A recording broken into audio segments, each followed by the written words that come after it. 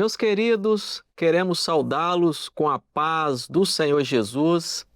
Esse é o nosso Personagens Bíblicos, programa que realizamos aqui semanalmente nos canais oficiais da Igreja Cristã Maranata. Estamos em uma série histórica e profética, onde estamos abordando os 12 apóstolos de Jesus. E hoje, dando continuidade a esse estudo, iremos abordar aqui a história dos dois Tiagos que a Bíblia nos apresenta dentro dos apóstolos que foram chamados por Jesus.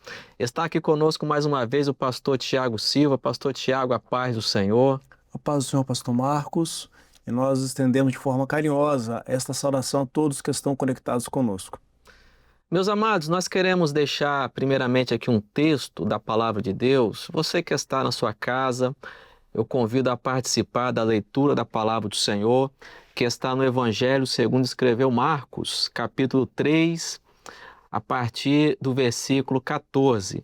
E a palavra diz assim: E nomeou 12 para que estivessem com ele e os mandasse a pregar, e para que tivesse o poder de curar as enfermidades e expulsar os demônios. Simão, a quem pôs o nome de Pedro, Tiago, filho de Zebedeu, e João, irmão de Tiago, os quais pôs o nome de Boanerges, que significa filhos do trovão, André e Filipe, e Bartolomeu, e Mateus, e Tomé, e Tiago, filho de Alfeu, e Tadeu, e Simão, o cananeu, e Judas Iscariotes, o que o entregou.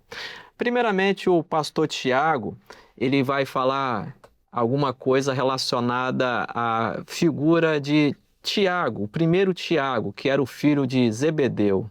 Então, pastor Marcos, quando nós falamos de Tiago, o filho de Zebedeu, também conhecido como o filho do trovão, nós vamos muito além de um contexto histórico ou de um contexto bibliográfico, né? Nós estamos falando de algo espiritual, de algo que marca a história da igreja primitiva, né? E o Espírito Santo, ele, para nossa edificação, para a edificação da igreja nesses dias, os dias que antecedem o arrebatamento, ele nos mostra que o próprio Senhor Jesus chamava Tiago como filho de trovão. O próprio Senhor Jesus, ele deu a ele este nome. E quando o Senhor ele estabelece para ele este nome, assim como estabeleceu, para muitos outros personagens, o Senhor ele revela algo relacionado ao caráter, à identidade e à missão daquela pessoa. O trovão na Bíblia, quando nós vamos no Antigo Testamento, nós vamos ver que o trovão ele anunciava a voz de Deus. Ele chamava para uma definição e rompia ali uma indiferença entre as pessoas, porque nós bem sabemos que o trovão ele não é tímido, ele desperta, ele chama a atenção. Podemos dizer que talvez o trovão ele sacode, ele abre caminho nos céus.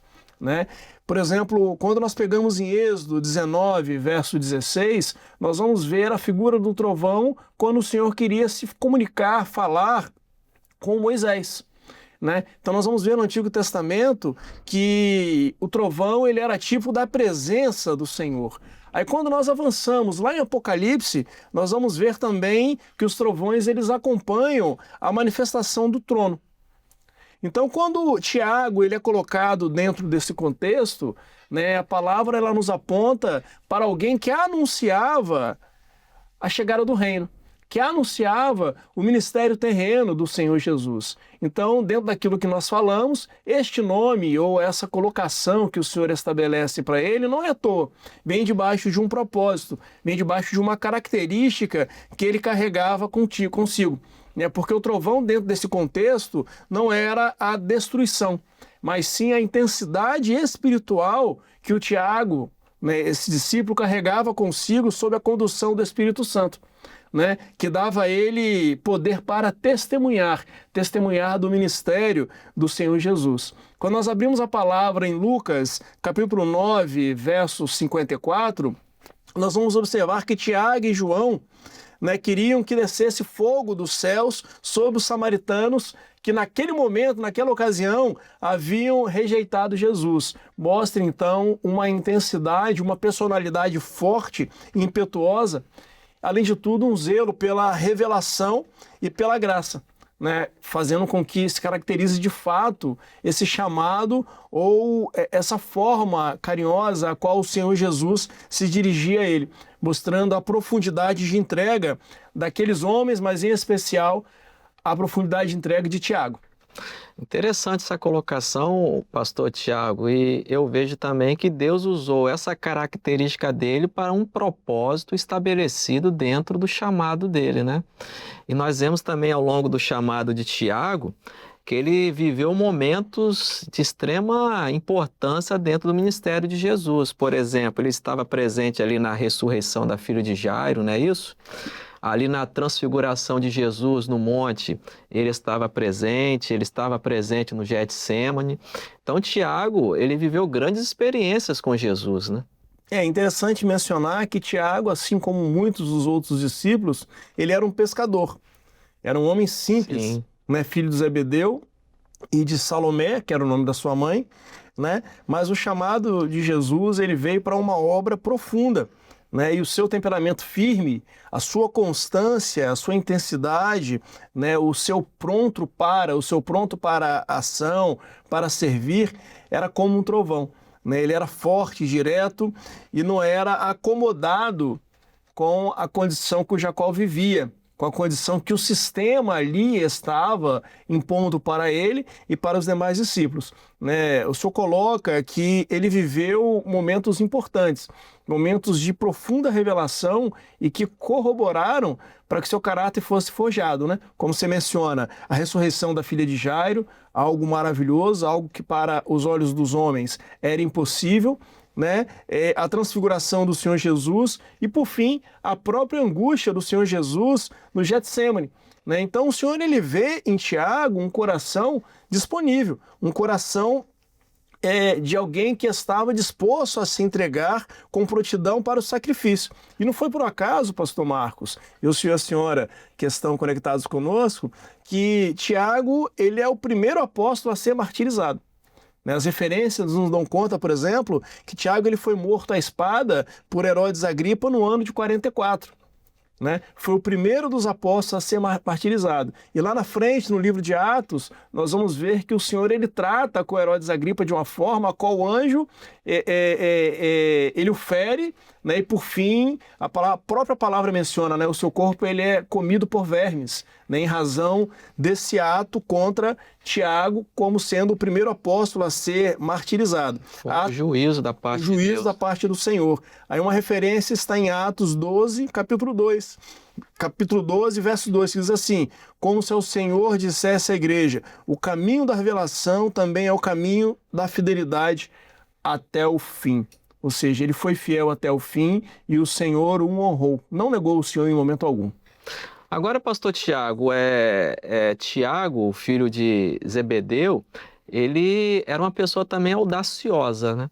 Porque diz a Bíblia lá em Marcos capítulo 10, verso 37, que ele, junto com o seu irmão, chamado João, eles pediram para que pudesse assentar um à esquerda e outro à direita de Jesus. O texto fala, e eles lhe disseram, concede-nos que na tua glória nos assentemos, um à tua direita e outro à tua esquerda.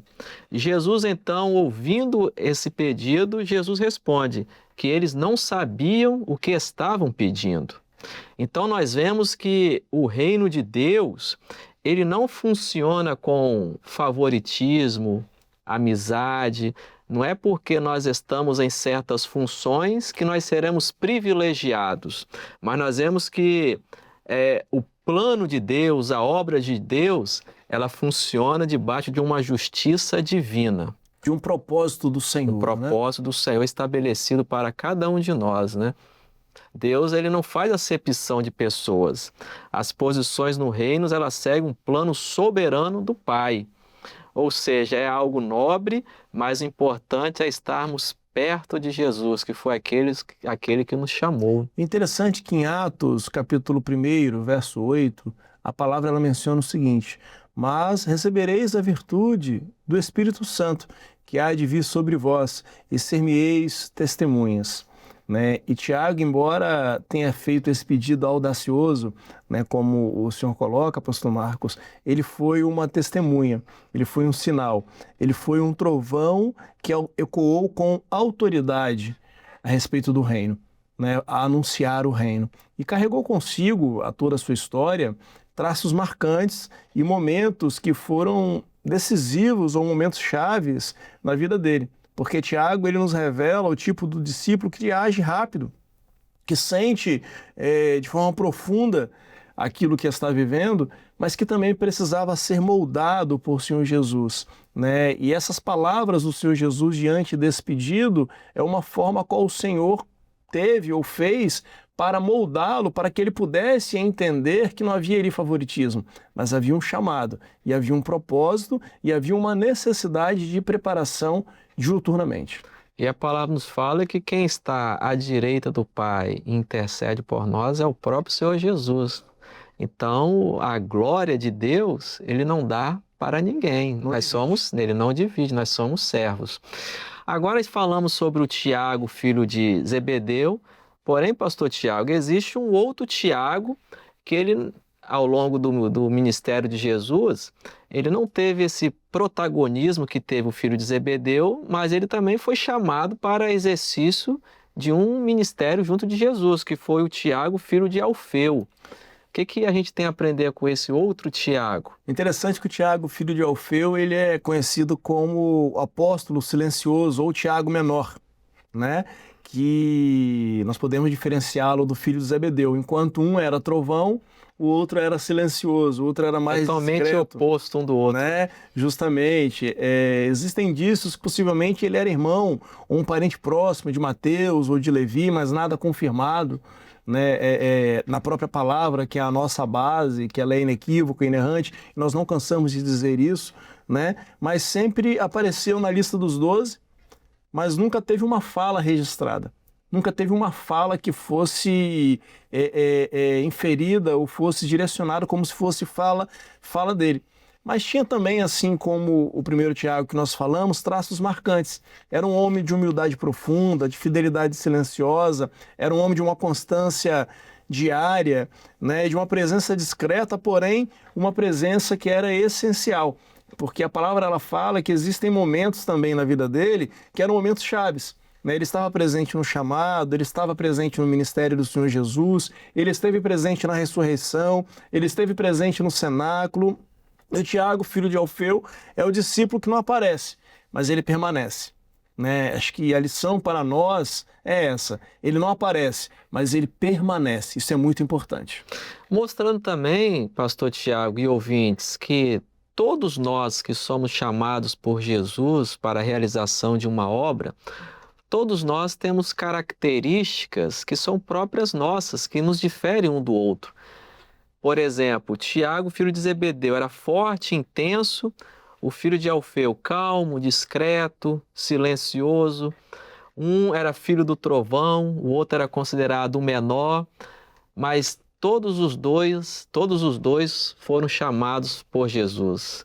Ou seja, a beleza da obra é essa, né? Que Deus ele chama todos, independente de cor, independente do sexo, da sua condição cultural, todos os homens, mulheres que querem realizar a obra, que se colocam na dependência do Espírito, tem lugar na realização da obra de Deus. Né? E é interessante que nós fizemos aí um paralelo, né, entre as características de ministério ou os aspectos de cada um deles, né, como se inicia. Nós vamos observar, por exemplo, que enquanto um viveu momentos épicos, momentos marcantes, né, momentos que chamam a atenção, o outro ele teve uma presença constante e mais restrita, né? Enquanto um ele está presente entre os três mais próximos de Jesus, o outro você não vê que tem fala a ele atribuída, fala registrada, né? Como você coloca, um é filho do trovão, o outro é tido como o menor, né? Um trabalha com propósito de liderança, né? E o outro com fidelidade e estabilidade, né? E todos eles carregam consigo um legado. Isso é muito importante, nós temos que ter um legado, né? Enquanto Um tem um legado que é a primeira morte apostólica que nós colocamos, que foi em 44 a.C. O outro, ele tem um modelo de serviço mais anônimo, né? Mas não deixa de trabalhar. E ambos nos ensinam que não existe um tipo único, ou um tipo ideal de discípulo. Jesus, ele chama a quem ele quer. Jesus, ele chama aquele que ele quer moldar, aquele que ele quer preparar, né? Então pode ser aquele que serve em silêncio ou aquele que é forte. Interessante que a figura que a Bíblia usa para diferenciar os dois Tiagos é a figura do pai. Um era filho de Zebedeu e outro era filho de Alfeu. E hoje também nós, que somos servos do Senhor, nós temos um pai.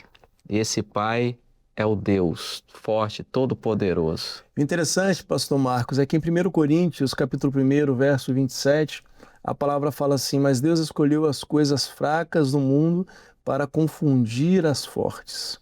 Né? E nós vamos ver, dentro de tudo aquilo que temos colocado, que enquanto o filho de Zebedeu era intenso, o filho de Alfeu era discreto. Mas os dois foram chamados pelo mesmo mestre, para o mesmo propósito, para servir no mesmo reino que não é deste mundo. Né? Então, aos olhos humanos, um tinha características marcantes que o capacitavam para a realização deste trabalho e o outro, de repente, poderia ser desprezível, mas a palavra ela se cumpriu na vida deles, né? E fez com que o propósito ele fosse uma realidade na vida de cada um dos dois. Interessante que Jesus, ele chama a todos, independente das suas características. E nós hoje também, como servo do Senhor, temos funções, características diferentes um dos outros, mas o mesmo Jesus que chamou Tiago, filho de Zebedeu, e Tiago, filho de Alfeu, é o mesmo Jesus que nos chamou e está chamando você também, que está participando desse programa, para a realização de uma grande obra. Sim, para fechar, a palavra do Senhor em Mateus, capítulo 6, verso 6, nos diz assim: teu pai, que vem em secreto, te recompensará. Quem conhece o coração do homem é Deus. O coração do homem, o homem não tem capacidade de sondar os mistérios, os desejos. E nós vemos nesses dois personagens que o Senhor sondou o coração de cada um deles e viu aquilo que o homem não tinha capacidade de ver. E nós glorificamos ao Senhor, porque Ele conhece todas as coisas e conhece aquilo que está oculto e escondido no nosso coração. Amém, meus queridos. Estamos concluindo aqui mais um programa onde aprendemos sobre o chamado dos dois Tiagos, um filho de Zebedeu e outro filho de Alfeu.